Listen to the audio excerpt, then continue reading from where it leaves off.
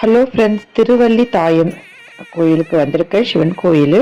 இது வந்து பாடியில் சரவணா ஸ்டோர் பக்கத்தில் இந்த கோவில் இருக்குது. இந்த திருத்தலம் சாப விமோச்சனம் கொடுக்கும் திருத்தலமாக அமையப்பட்டிருக்கு. வாசப்படியில் அழகான கோலத்தோட மீன் வடிவமும் ஆமை வடிவமும் செதுக்கி வச்சுருந்தாங்க. கோவில் அப்படியே பார்த்துட்டே உள்ளே போகிறோம். ரொம்ப பெரிய கோவிலுங்க. நான் இதான் ஃபஸ்ட் டைம் வரேன். ரொம்ப சூப்பராக இருந்துச்சு இந்த கோவில் பார்க்குறதுக்கு. இப்போ தான் கும்பாபிஷேகம் நடந்திருக்கு. நம்ம கொடிமரத்தை தரிசனம் பண்ணிவிட்டு நந்தி பகவானையும் வணங்கிட்டு உள்ளே வந்து சிவபெருமான் ஜெகஜோதியாக இருந்தாருங்க. பார்க்குறதுக்கு அப்படியே கண்கொள்ளா காட்சியாக இருந்தது. அவ்வளோ அழகாக இருந்ததுங்க. உள்ள சாமியுடைய கருவறை வந்து தங்க முலாம் பூசின தகடால் வந்து அங்கே பாருங்கள் சுவாமியை வந்து தெரிகிறாரு. எல்லாரும் தரிசனம் பண்ணிக்குங்க. நான் உள்ளே போயிட்டு கருவறையில் சுவாமியை வந்து அர்ச்சனை பண்ணிவிட்டு வெளியில் வந்துட்டேன். நம்ம அப்படியே நம்ம கோவில் உள்ள கருவறை உள்ள தாண்டி நம்ம அடுத்த பிரகாரத்து உள்ள சுற்றி பார்த்துட்டு வரோம். 63 நாயன்மார்கள் வந்து அழகான முறையில் சிலை வடி பண்ணியிருந்தாங்க. ரொம்ப பெரிய கோவில் தான் இந்த கோவில். கும்பாபிஷேகம் நடந்து ஒரு 2 மாதம்தான் ஆகுதுன்னு சொன்னாங்க. தட்சிணாமூர்த்தி இவங்க விநாயகர் சிலையெல்லாம் வந்து ரொம்ப பெரிய சிலையாக இருந்தாங்க.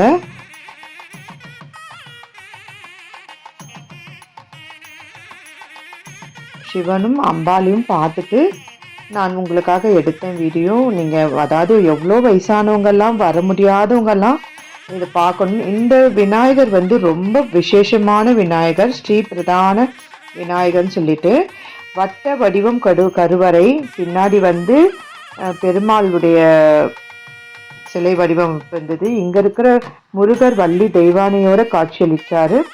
ஆஞ்சநேயர் வந்து சிவபெருமான வேண்டுதலும் அம்பாள் வந்து சிவலிங்கத்தை பூஜித்த அந்த காட்சியும் இங்கே சிலை வடிப்பு பண்ணியிருந்தாங்க.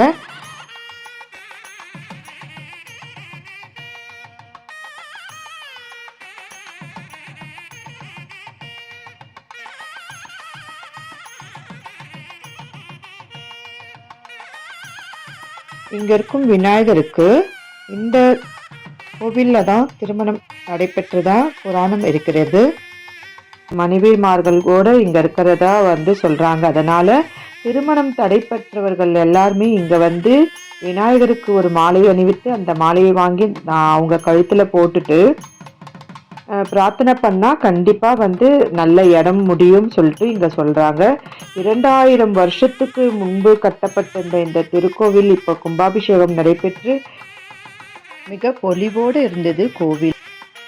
ஆஞ்சநேயர், பைரவர், அன்னைக்கு நாங்கள் போன அன்னைக்கு அஷ்டமி, அதனால பைரவர் பூஜை பண்ணியிருந்தாங்க. அம்பாள் வந்து ஜெகதாம்பிகை அம்பாள் இருந்தாங்க.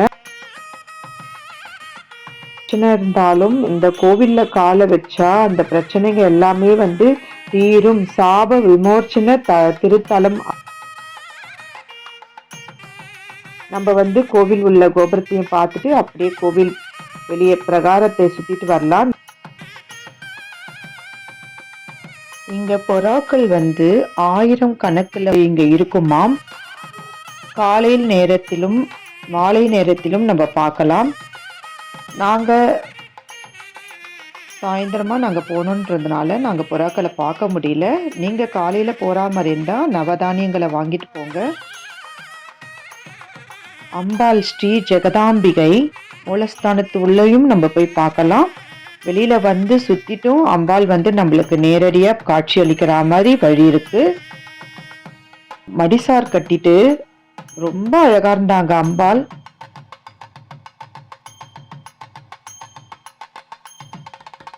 பாருங்க, பிரகாரத்தை சுத்திட்டு நம்ம கருவறையுடைய கோபுரத்தையும் பார்த்துட்டு அப்படியே வரலாம்.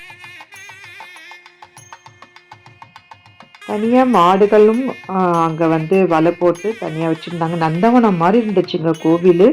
அவ்வளோ அழகு, நல்ல வாசனை. மரமல்லின்னு சொல்லிட்டு இங்கே ஒரு பெரிய மரம் வந்து அங்கங்கே இருக்குது. அந்த மரத்தோட பூ வந்து அந்த அளவுக்கு வாசனை, ரொம்ப நல்லாயிருக்கும் அந்த வாசனை. நல்ல வைப்ரேஷனுங்க கோவில். ஒரு நல்ல மன அமைதியோட ரொம்ப மனசே வந்து வாரமே இறங்கினா மாதிரி ஒரு ஃபீலிங்கு. விளக்கு போடுறதுக்கு தனியாக ஒரு ஒரு ஷெட்டு மாதிரி வச்சு அங்கே தான் விளக்கு போட சொல்கிறாங்க. அப்படியே நம்ம நவகிரகத்து சன்னதியை சுற்றிட்டு வரலாம். பக்கத்தில் தான் குரு பகவான் சன்னதி. வியாழக்கிழமை ரொம்ப விசேஷமாங்க. மஞ்சள் துணியும் குரு பகவானுக்கு அர்ச்சனை பண்ணால் நம்ம வேண்டுதல் கண்டிப்பாக நிறைவேறும் அப்படின்னு சொல்லிட்டு இருந்தாங்க. பிரசாதமும் வழங்கப்பட்டிருந்தது, விற்பனைக்கு வச்சுட்டு இருந்தாங்க. வயதானவர்கள் ஹேண்டிகேப்ட் வந்தால் அவங்களுக்கு கூட்டின்னு போகிறதுக்கு வீல் சேரும் இருந்துச்சு. இங்கே உள்ள கிணறு அவ்வளோ புனித நீராங்க. 2000 வருஷத்துக்கு முன்னாடி கட்டப்பட்ட இந்த கிணறு இப்போ மூடி வச்சிருக்காங்க. எவ்வளோ பெரிய ஆலமரமா இல்லை அரச மரமான்னு தெரியலங்க, இருட்டில் எவ்வளோ பெரிய கலைங்க பாருங்க. அப்படியே வெளியில வந்தோம்னா வில்வ மரமும் இருந்துச்சு.